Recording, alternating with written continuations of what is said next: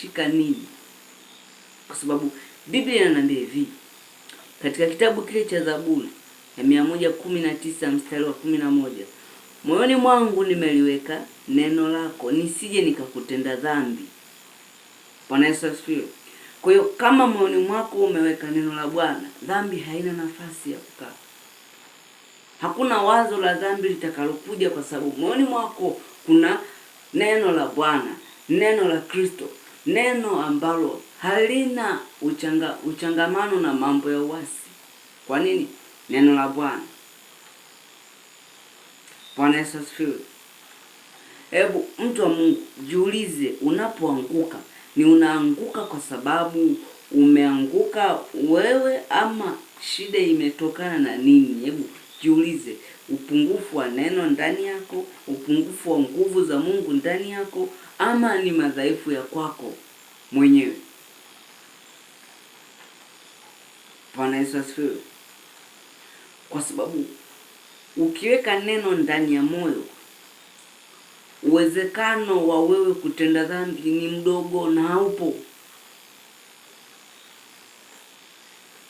Kama neno halipo ndani yako, uwezekano wa kutenda dhambi ni mkubwa, kwa sababu hakuna cha kukuzuia.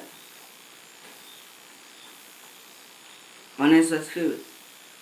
Naongea na vijana, naongea na wote mnaonitazama. Kutenda dhambi au kutenda dhambi kunategemeana na kilichoko ndani ya moyo, kwa sababu mwili unatekeleza kilichoko ndani ya moyo, kwa sababu Biblia inaambia hivi katika kitabu hicho, moyoni mwangu nimeliweka neno lako nisije nikakutenda dhambi. Kwa hiyo kama ndani ya mtu kuna neno la Mungu, hatendi dhambi. Lakini ikiwa halipo, ni kuna mawazo gani yanayompeleka huyo mtu? Kilichoko ndani yako ndicho kinakufanya ukosee.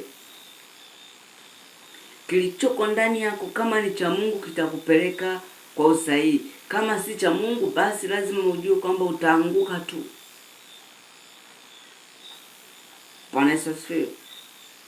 Hebu angalia kitabu kile cha Zaburi, hiyo Zaburi ya 119 mstari ule wa 9.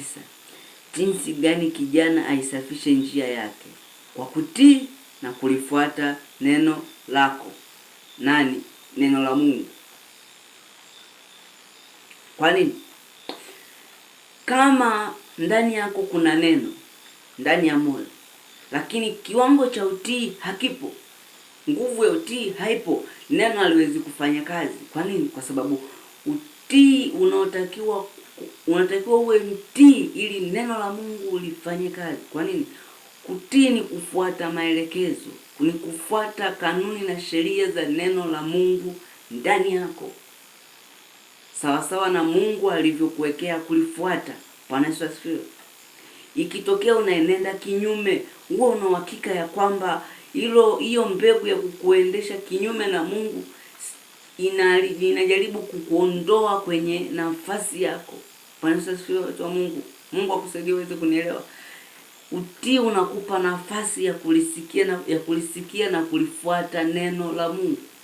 Kwa nini? Soma Zaburi ya 119 mstari wa 9.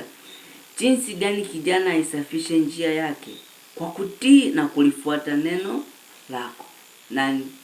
Neno la Mungu. Bwana Yesu asifiwe. Zaburi hiyo 119 mstari wa 11 inasema hivi, moyoni mwangu nimeliweka neno lako nisije nikakutenda dhambi. Bwana Yesu asifiwe.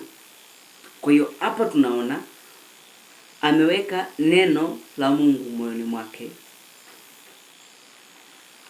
Mstari wa 11, neno la Mungu moyoni mwake.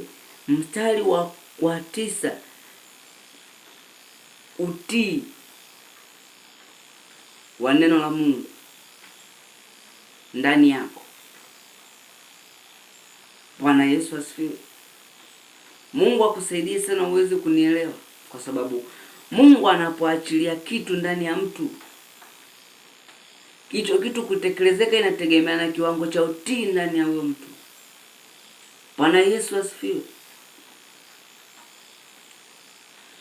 Usipokuwa mtii na usipokuwa mtu wa kulitii neno la Bwana na kulitekeleza sawasawa na mapenzi ya Mungu ndani yako, utajikuta ni sawasawa na mtu anayekimbia mashindano mahali ambapo hapana tuzo. Bwana Yesu asifiwe. Mungu akubariki sana. Mungu akupe utii.